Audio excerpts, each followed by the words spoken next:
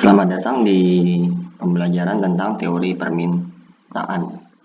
Teori permintaan atau di sini demand ya, demand. Jadi teori permintaan itu adalah menjelaskan suatu hubungan antara jumlah barang dan jasa yang diminta oleh pembeli ya. Nah, di sini kata kuncinya yaitu oleh pembeli. Tentu saja yang meminta suatu barang dan jasa adalah berdasarkan kebutuhan para pembeli.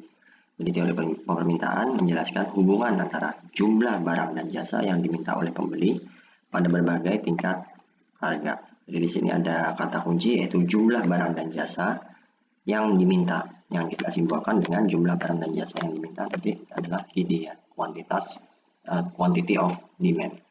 Kemudian tingkat harga nanti bisa diilustrasikan dengan P yaitu price.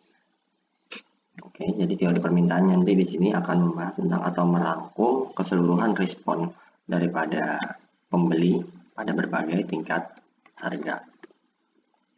Seperti yang kita tahu, ketika harga tinggi, maka masyarakat akan mengurangi jumlah pembeliannya. Dan sebaliknya, ketika harga rendah, maka masyarakat akan meningkatkan jumlah pembeliannya ya, untuk meningkatkan manfaat atas suatu barang atau jasa tersebut. Pada banyak contoh barang dan jasa, kita bisa membayangkan sendiri ketika ada sebuah diskon, penurunan suatu harga atas suatu barang ya. Sebagai contoh, let's say misalnya barang yang kita sukai sedang turun, maka kita tentu saja akan merespon turunnya harga tersebut dengan meningkatkan pembelian kita ya, meningkatkan pembelian kita terhadap barang atau jasa tersebut. Itu sesuai dengan hukum permintaan.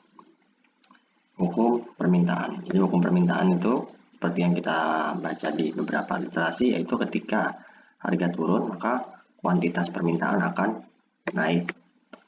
Sebaliknya ketika harganya naik atau price-nya naik, maka kuantitas demand atau kuantitas permintaan akan turun. Nah, ini hukum permintaannya. Nah, ini kita akan menjawab kenapa ini bisa terjadi. Ini penjelasan logisnya seperti ini karena perilaku ekonomis masyarakat ya, perilaku ekonomis masyarakat atau pembeli ya, perilaku ekonomis pembeli yang seperti yang saya sampaikan tadi, yaitu bahwa ketika adanya penurunan harga maka masyarakat cenderung meningkatkan pembelian barang dan jasa karena untuk meningkatkan utilitas atau meningkatkan manfaat atas barang tersebut, untuk meningkatkan kebutuhan-kebutuhannya. Kemudian yang kedua yaitu karena teori substitusi atau ada nggak barang lainnya yang bisa menggantikan atas barang tersebut. Sebagai contoh buah-buahan ya, ketika ada katakan apel sedang naik, maka apa pengganti apel? Ketika buah jambu sedang naik, apakah ada pengganti yang mirip ya, mirip dengan jambu yang khususnya sesuai dengan selera kita? Seberapa kuat barang substitusi itu mempengaruhi keputusan kita terhadap pembelian. Jadi semakin banyak substitusinya barang atau jasa, maka nanti dalam pembahasan selanjutnya maka itu akan mempengaruhi sebagaimana kuatnya kuantitas demand itu akan berubah. Oke, kita rangkum di sini. Jadi hukum permintaan itu berbanding terbalik, ketika harga naik turun, kuantitas demand-nya akan naik. Sebaliknya ketika harga naik, maka permintaan kuantitas permintaan akan turun. Itu disebabkan oleh dua ini secara umumnya, yaitu karena perilaku ekonomis ya, ketika harga naik maka sebagian masyarakat, sebagian orang atau sebagian pengguna dari barang atau jasa tersebut akan mengurangi konsumsinya,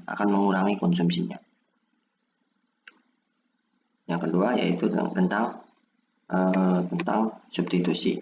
Seberapa jauh barang itu ada barang substitusinya, atau dengan kata lain, pembeli di sini akan mencari barang dan jasa lainnya sebagai barang pengganti. Dia akan mencari ketika harga barang naik misalnya, dia akan mencari barang lain yang bisa dijadikan sebagai penggantinya.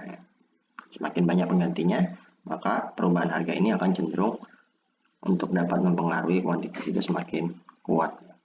Kalau nggak ada penggantinya gimana ya? Terpaksa harus beli ya. Terpaksa harus beli dengan harga yang lebih tinggi. Nah, orang-orang yang tetap membeli tersebutlah yang akan bertahan dalam atas kejadian naiknya harga tersebut. Sebagai contoh di sini kita lanjutkan dari pembahasan tadi, maka kita dapat melukiskan hubungan antara harga dan kuantitas permintaan sebagai berikut.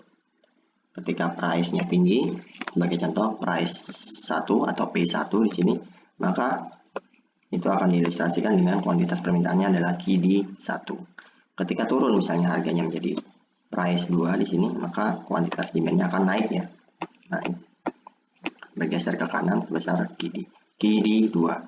Dan seterusnya P3 akan bergeser ke kanan lagi atau meningkat kuantitas permintaannya sebesar QD 3. Jadi ini adalah penjelasan secara grafik tentang hukum permintaan tadi ya, yang menyatakan bahwa ketika harga naik maka kuantitas permintaan turun, dan ketika harga turun maka kuantitas permintaan akan naik. Jadi penjelasan daripada hukum permintaan tadi yang dijelaskan oleh penjelasan logis tadi ya, itu tergambar di kurva permintaan ini. Jadi ini dapat kita simpulkan adalah kurva permintaan, atau kita simpulkan D ya, demand. Jadi inilah sebuah kurva permintaan yang mengilustrasikan tentang hukum permintaan. Selanjutnya kita akan masuk ke dalam pembahasan kurva penawaran.